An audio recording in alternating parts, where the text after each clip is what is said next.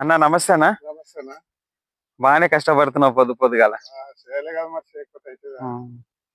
అయితే నేను కూడా ఇట్లనే వేసినట్టు నారు తీగ టమాటా. ఓకే, అయితే అది నాది టమాటా మొత్తం ఖరాబ్ అయింది బాగా. ఓకే. మరి ఎట్లా చేసినావు, ఏమేమి చేసినావు, జర దీని గురించి ఒకసారి చెప్తావా? మేము వర్షంలో నిమ్మ చెట్లు వేసినట్టు. ఆ, వర్షం వేస్తే అది తీగలు కట్టలే, ఇట్లా స్ట్రాంగ్ కట్టలేకుంటుంది. ఆ, అది వాన పడి వర్షానికి మొత్తం నీళ్లు నిండి మొత్తం ఖరాబ్ అయిపోయి, ఆ, ఇట్లా బాగుండదని చెప్పి ఇట్లా కట్టెలు కొనుక్కొచ్చాం. ఇక ఉమ్. కట్టెలు కొనుక్కొచ్చి 16,000 కట్టెలు, కాలు కట్టెలే. కాలు కట్టెలకే 16,000 ఖర్చు వచ్చింది. 16,000 కట్టెలే. అబ్బాబా. కట్టెలు 16,000 కొట్టుకొచ్చి మళ్ళీ చేను 2 సార్లు దున్ని ఉమ్. మళ్ళీ మంచిగా పల్టర్ వేసి మందలు వేపించాం. గొర్రె మందలు కూడా వేపించాం. ఆహా.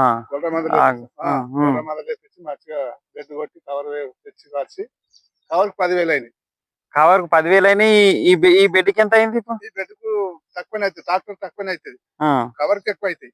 కవర్కు 10,000. 10,000 గుంజనీకు 1,500 2,000 అనుకో. కవర్ కప్పనికి కవర్ కప్పనికి అది 1,500 2,000 అవుతాయి. ఇప్పుడైతే బాగానే ఉంది, పర్వాలేకుంటున్నది. ఇప్పుడు 4 సార్లు మందు ట్రై చేసిన. మందు కూడా కొట్టిరు. ఇప్పుడైతే బాగానే ఉంది. అంటే ఇది కూడా కట్టాలా ఇట్లా సుత్తిలో? మనకు హైట్ వస్తుంది ఇట్లా. అంటే ఇప్పుడు ఈ టమాటా అనేది ఫస్ట్ ఒకసారి కట్టినాం కదా, ఇంకా 2 సార్లు కట్టాలి. ఇప్పుడు ఒక స్టెప్ కట్టినాం, ఇంకా 2 సార్లు హైట్ కట్టాలి. ఇది కాక ఇంకో దారం వస్తుంది మళ్ళీ దీని మీద ఇంకో దారం వస్తుంది. మళ్ళీ ఇంకో దారం వచ్చి మళ్ళా ఇంతకే ఇది ఇంకో దారం కట్టి మళ్ళీ హైట్ లా మళ్ళీ తీసుకోవాలి. అంటే ఇది మొత్తం మీద హైట్ వస్తుంది. మన హైట్ వస్తుంది టమాటా. ఇది కంపెనీ వజ్రాత్. అందరూ ఏమో సాహో అంటారు. నేను ఇంతకు ముందు కూడా సాహోని వేసిన, ఇప్పుడేమో వజ్ర వేసిన. నర్సరీ వాళ్ళు చెప్పారు, కంపెనీ వాళ్ళు చెప్పారు బాగుంటుంది. ఇప్పుడు ఏం చేసినామంటే ఇప్పుడు వజ్ర వేసిన. ఇప్పుడు ఈ పేపర్ వేస్తే ఇట్లా పేపర్ వేస్తే అంటే మనకు కలుపు రాదుగా. అంటే కలుపు ఎక్కువ పడదు, రాదు, అసలుకే రాదుగా. ఇప్పుడు ఈ మధ్యలో ఉందంటే తీసేసుకోవాలి, కానీ దాంట్లో రాదు, ఆ మొలకల్లో రాదుగా. అంటే ఈ సాల మధ్యలో కలుపు అనేది రాదు. అక్కడ పని లేదు, అక్కడ ఏం పని, మామూలుగా లైట్ వీకేసుకుంటే అయిపోయే పని. అంటే ఇలా ఇప్పుడు మనము మొత్తమే ఇది లేకుండా చేయాలంటే కలుపులు 3 కలుపులు పడతాయి. 3 4 అయినా 10-15 వేల కలుపులు అవుతాయి. ఆ కలుపు లేకుండా ఇంటికి పైసలు పెట్టి, మా కలుపు పైసలు దీనికి పెట్టినాం. కూడా ఖరాబ్ కాదు. ఇప్పుడు దాని మీద ఉంటే అడుగు మొత్తం తెల్ల కొడుగుడ్లు లెక్క అవుతుంది.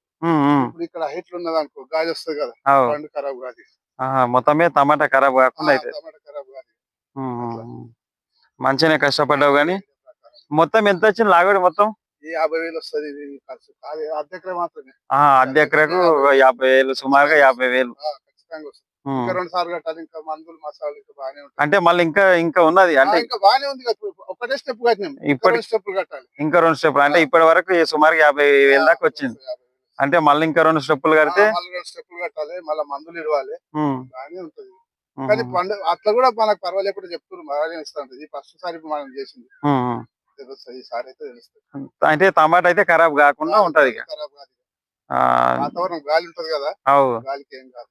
అయితే దాని మీద ఏడిస్తే ఏంటంటే అడుగు ఖరాబ్ అయితే మీద ఆకాశం గురించి దీని ఖరాబ్ అవుతుంది, అయిపోతుంది. మా దాన్నేమో ఇట్లా లేకుండా మామూలుగా వేసినాం, ఇక భోజ కొట్టేసినాం. భోజ కొట్టేస్తే అది మొత్తం అంతా భూమి మీద పడి టమాటా అంతా మొత్తం మురిగిపోయినట్లు అయింది. మేము ఎక్కడ వేసి పాడైనా మళ్ళీ బాగానే పెట్టినాం. వర్షం ఒక్క వాననే కొట్టింది, మళ్ళీ వేసినాక మొత్తం పోయింది. ఆయన ఏం లేదు, కానీ అదే ఇక పంటలు ఎట్లా పండియాలి ఏందనేది, అదే ఎట్లా పండియాలి ఏం పండియాలి అన్నది తెలుసుకుందామని చెప్పి మీ ఊరు పాండే చెప్పినండి. అందుకే ఒకసారి ఆయన కూడా వేస్తాడంట. అదే అదే నేనంటే ఫస్ట్ వేసిన వజ్ర అనేది ఫస్ట్ వేసిన, వాళ్ళు సాగు వేసుకుంటే సరిపోతుంది. నేను ఫస్ట్ వేసిన శృతం అనేది, ఇప్పుడు వాళ్ళు సాహోని వేసుకోవాలి. బాగానే కష్టపడి ఈ కట్టెలు కట్టినవు, ఈ దారాలు కట్టినవు, ఇంత కట్టినవు. మరి ఈ పంట మొత్తం అమ్మిన తర్వాత నీకేమన్నా మిగులుతుందా దీంట్లో? ఏం మిగలదు, పుట్టబట్ట ఏం మిగలదు, ఏ జమానకి ఏం మిగలదు. అంటే ఇప్పుడు మందులు కొట్టి, ఇప్పుడు ఇగో ఈ కట్టెలు కట్టి దారాలు కట్టి మళ్ళీ ఇవన్నీ అంటే ఈ టమాటాలు ఏడు అమ్ముతారు? లింగంపల్లి మార్కెట్ కొండపోతారు, మూసపేట. అంటే మార్కెట్ కొండపోతారు కదా. ఇవన్నీ ఖర్చులు తీస్తే మనకేమన్నా ఆదాయం మిగులుతుందా? ఆదాయం మీద ఇజ్జత్ చేస్తాం ఈ భూమి. అంటే ఇక రైతు కాబట్టి ఇక చెయ్యాలి కాబట్టి బీడు పడుతుంది, ఒకటే బీడు పడుతుంది, బీడు పడుతుంది. పనికి రాదు. ఇక ఇంకోటి మనం రైతులం పండియకపోతే దేశం మీద తిండికి ఎవరు మొత్తం బతకలేం కదా, మొత్తం బతకలేం. మన పొట్ట బట్టన నడుస్తుంటది, మన నడుస్తుంది. మళ్ళా మనం బతకడంతో పాటు ఎవరైనా పంట దాటి ఎవరైనా 10 రూపాయలు ఇస్తారు, మొత్తం బీడేసి ఎవరు ఇస్తారు? ఎవరు ఇయ్యరు. అదే ఇప్పుడు ఎట్లున్నదంటే ఏదో ఇక ఇజ్జత్కు సవాలు చేయాల్సిన పరిస్థితి. వాళ్ళు చేస్తున్నారు, మనం చేస్తున్నాం, మనం చూసి ఇంకోటి చేస్తారు, అంతేగాని బీడేస్తే మొత్తం రూపాయి దొరకదు. అంతే అంతే ఇక చెయ్యాలని చేయడం అంతే. అంతే కదా, మరి ఏం చేస్తున్నాం కానీ పెళ్లి అంటే మాటలు కాదు, ఇంట్లోనే చేయాలి. పెళ్లి అంటే చేయలేము, మళ్ళీ అక్కడ అప్పు తీసుకురావాలి. అప్పు తీసుకురావాలి కానీ ఇంట్లోనే వండాక చేతం అంటే చేయలేము. సరే సరే, ఏదానికి అందదు ఇది, ఏదానికి అందదు. సరే ఇక్కడ కూర్చొని మాట్లాడదామా మరి?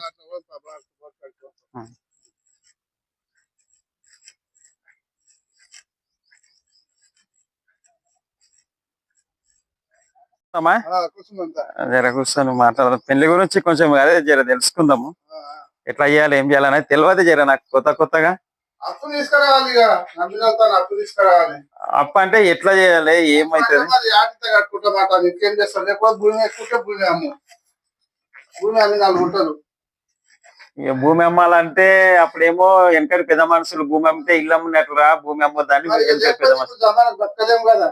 ఇప్పుడు అన్ని ఖర్చులు ఎక్కువ, ప్రతి దానికి ఖర్చులు ఎక్కువ. ఇప్పుడు అంటే ఇప్పుడు మావాడు పిల్లగాడు అంటే ఇప్పుడు పిల్లకి ఏమేమి పెట్టాల్సి వస్తుంది? పిల్లకి బాగానే పెట్టాలి మనం, అందులో బంగారం అది పెట్టాలి. అంటే పుస్తమెట్టలు ఉంటాయి, ఊరుకుంటది, పుస్తమెట్టలు అంటే 3 తులాల పుస్తల తాడు చేపియాల్సి వస్తుంది. చేపిస్తారు, వాళ్ళు చేపిస్తారు. అంటే మన ఈ పుస్తమెట్టలు ఉంటాయి,